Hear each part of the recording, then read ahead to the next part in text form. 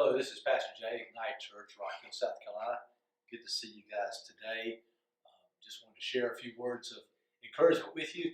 We're excited about what God is doing, even in the midst of COVID-19. We know that God is still God, and we're excited about the day we're going to be back in our church in a regular setting. But I want to just bring a few words to you today from Matthew chapter 7, verses 24 through 28. Let me just read this to you if I may, and I want to share just a few words with you. It says, "Therefore everyone who hears these words of mine and puts them into practice is like a wise man who built his house on the rock.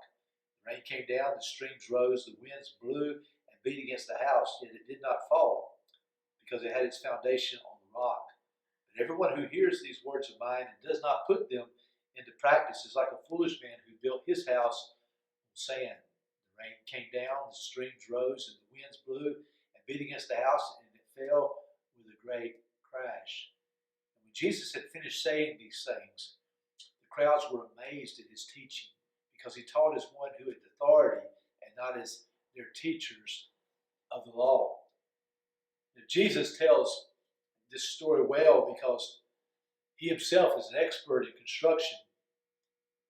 Being trained as a carpenter, he gives us this particular story, because he came to earth not to build houses per se, but to build people's lives. And so in this story we see two men. One, both of them want to build a house, but one builds his house, as the Bible says, on the rock. He's a wise man. He's a wise builder, while the other, the Bible talks about being a foolish man, having built his house on the sand. But Jesus wants us to understand the importance of where we build our houses. So Jesus is using this analogy of building a house as a picture, as I said a moment ago, of building our lives.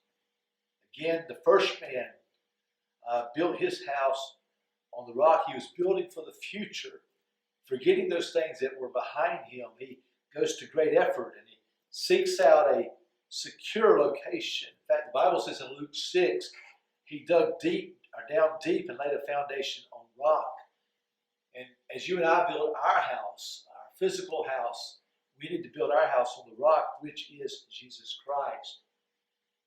But the other one built his house, the Bible says, on the sand. He was probably in a hurry. He doesn't stop and consider how he should plan for the future. He takes a short-term view, doesn't look ahead, doesn't plan, doesn't prepare. And so we see in this story this morning two foundations.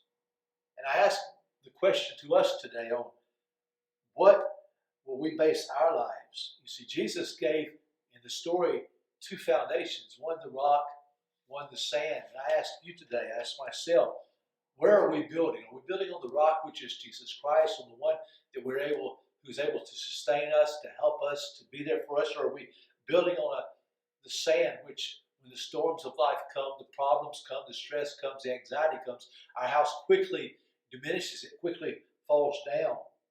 You see, just like these two men, we have a choice that we can build on one of these two foundations, the rock or the sand. And we have to make that decision ourselves on where we will build.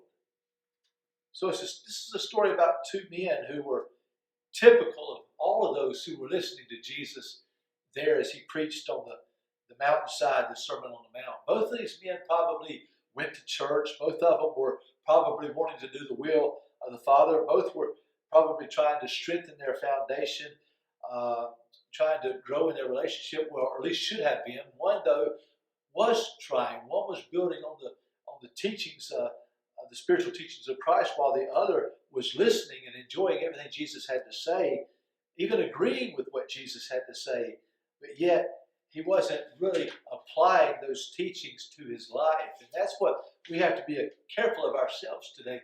Are we listening to Jesus, number one, and are we applying those teachings to our lives? You see, just to go to church, just to hear, just to listen, doesn't mean that we're actually building the way we should build. So I encourage and challenge you to listen and then build your house, build your life on the rock, which is Jesus Christ.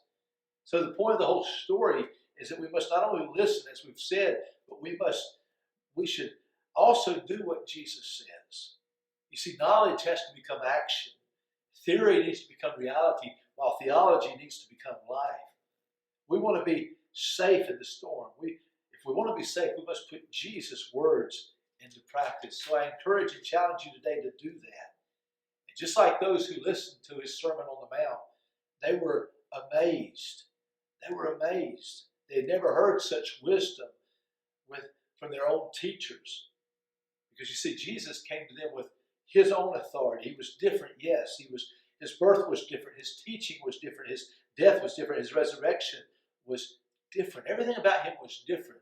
And so I challenge you today, as you look to Jesus, the one who is able, don't listen to the things of this world per se, but listen to the things of Jesus. And not only listen, but practice what you hear. Just as in the Sermon on the Mount, practice what you hear. Jesus will help us to build our house in a way that will stand every storm of life. I encourage you today, listen to Jesus and follow his instruction. God bless you. Have a great, great day, and we'll see you again soon.